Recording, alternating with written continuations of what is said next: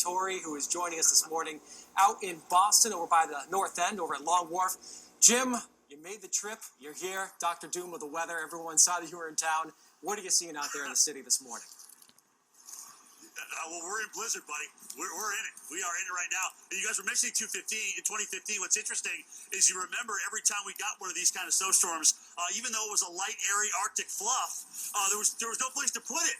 At least maybe a little silver lining here is we're kind of starting with a clean slate because there was literally no snow on the ground when I got here just a couple of days ago. But boy, we are in this, Eric. It is blowing. Look at this. Look at the drifts we got out here in front of the blue drop-off, the blue line drop-off here at the aquarium. Just incredible drifts. They're doing. I got to be honest with you though. There's literally a plow every time I'm out here doing a shot. I rest my case. There's another one. If you could see more than a 16th of a mile here, you'd see another one just beyond the red light. But look at how these visibilities just drop when these winds start gusting 30, 40 miles per hour through these buildings. So just incredible to be up here, certainly in the midst of all this. Haven't heard any thunder, haven't seen any lightning yet. We've only gotten about one report of that so far. But wow, the wind just blew my cameraman down. Are you all right? Yeah. Okay, come on back up, buddy. It's blowing out here, man. It's absolutely blowing, Eric. Seriously, like you guys have been telling me, just stay home. Let them continue to keep doing a clean job and remove as much snow as they can. But also tomorrow, the light fluffiness with this snow, it's going to be hard to move it tomorrow because it's still going to be blowing around, even though it's going to be well done at that point.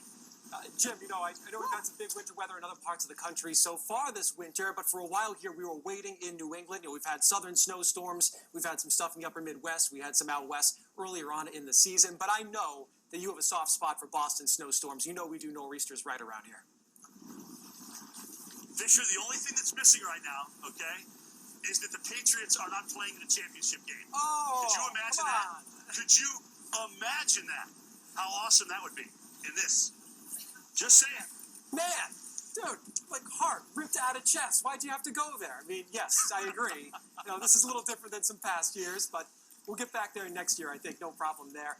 Jim, I know when you come up, you have an expectation of thunder snow. It's kind of your trademark thing. It seems like you carry around a collection of some pots and pans, anything metal you can put up in the sky, get that thunder snow going. We're looking at that band that's now moving into Boston. What do you think our chances are this morning?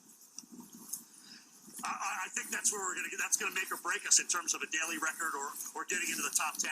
Because, you were talking about that band, and where does it go? Does it keep going northwest, or do we start the pivot there, as the low goes by? And if we're at the pivot point, we're in a great spot because we're going to stay in that heavy snow of 3 to 4 inches an hour, which is being reported right now. So that is absolutely cranking.